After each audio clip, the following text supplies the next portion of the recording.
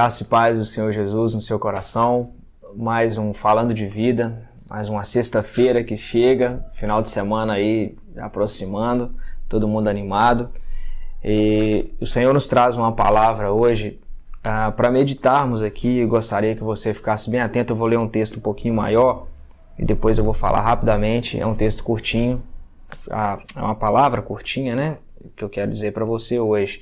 Olha só, no Evangelho de Mateus, no capítulo 24, eu vou ler a partir do verso 1, para a gente poder entender melhor esse contexto. Diz assim, olha, Jesus fala do sinal do final dos tempos, né? Diz assim, olha, Jesus saiu do templo e enquanto caminhava, seus discípulos aproximaram dele para lhe mostrar a construção do templo. Vocês estão vendo tudo isso? Perguntou ele. Eu lhes garanto que não ficará aqui pedra sobre pedra. Serão todas derrubadas. Tendo Jesus se assentado no Monte das Oliveiras, os discípulos dirigiram-se a ele em particular e disseram: Dize-nos quando acontecerão essas coisas? E quando será o sinal da tua vinda e do fim dos tempos? Jesus respondeu: Cuidado que ninguém os engane, pois muitos virão em meu nome, dizendo: Eu sou o Cristo, e enganarão a muitos. Vocês ouvirão falar de guerras e rumores de guerra, mas não tenham medo. É necessário que tais coisas aconteçam, mas ainda não é o fim. Nação se levantará contra nação e reino contra reino. Haverá fome e terremotos em vários lugares. Tudo isso será o início das dores. Então eles os entregarão para serem perseguidos e condenados à morte. Vocês serão odiados por todas as nações por minha causa. Naquele tempo, muitos ficarão escandalizados, trairão e odiarão uns aos outros, e inúmeros falsos profetas surgirão e enganarão a muitos. Devido ao aumento da maldade, o amor de muitos esfriará. Mas aquele que perseverar até o fim será salvo. E este evangelho do reino será pregado em todo o mundo, como testemunho a todas as nações, e então virá o fim. Eu confesso que eu leio desde o início desse texto, eu me arrepio todo, chega a ser preocupante, vamos dizer assim. Mas Jesus nos alerta que, olha, por mais que a gente fica preocupado, né, ele fala assim, olha, isso tudo é necessário acontecer, mas não precisa ficar com medo, né? Não tenham medo disso, é necessário que aconteça. Mas ele diz que para a gente não ficar com medo, eu imagino, porque ele vai estar conosco todos os dias. Agora, uma parte que me intriga e me deixa um pouco preocupado, né, entre aspas, é essa questão quando ele diz assim, olha, devido ao aumento da maldade, o amor de muitos esfriará. Você já percebeu que nos últimos dias as pessoas não querem mais ir na igreja, falam que ir na igreja é bobagem, não há necessidade de ir na igreja porque Deus está em todos os lugares. As pessoas não tá tendo mais amor com o outro, não se pensa muito em fazer justiça, pensa-se muito em fazer vingança. Né? Esse amor está esfriando, o amor de muitos está esfriando. Então a vontade de ver o bem do outro está cada vez esfriando mais. A gente quer a vingança e não a justiça, não mais a justiça. Isso sim é preocupante. Isso já foi alertado que no final dos tempos isso aconteceria. Então, nós estamos vivendo o final dos tempos? Imagino que sim. Eu creio que sim, Wilkson, mas eu já escuto falar no final dos tempos desde muito antes dos meus pais nascerem, já se falava de final dos tempos. Sim, eu não sei quanto tempo isso vai durar. Agora, que é fato, o que está escrito aqui, que já está acontecendo, olha só.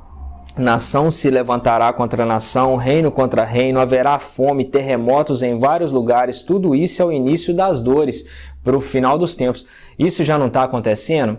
Está acontecendo coisa muito pior do que isso.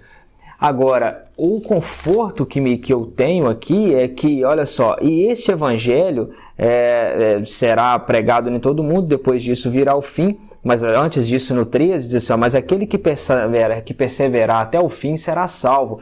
A nossa esperança está de fato na salvação em Cristo Jesus.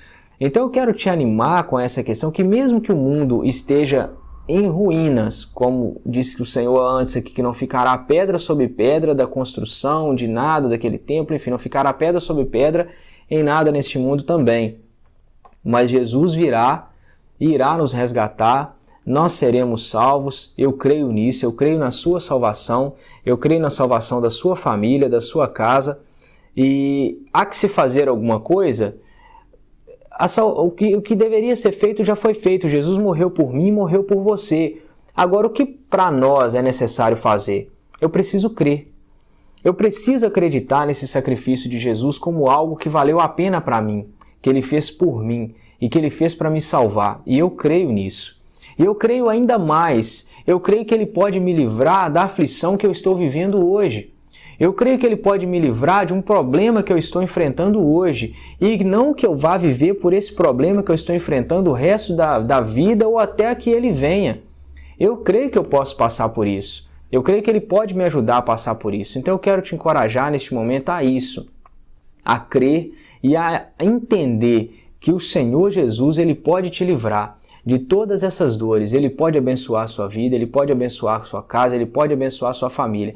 Mas se ainda assim Ele escolher falar, olha, você vai passar por esse caminho que não é um caminho ruim, que não é um caminho bom, que é um caminho ruim, mas eu quero dizer para você, você será salvo, eu vou vir com escape, mesmo depois que tudo for destruído, virá salvação sobre a sua casa, virá salvação sobre a sua família.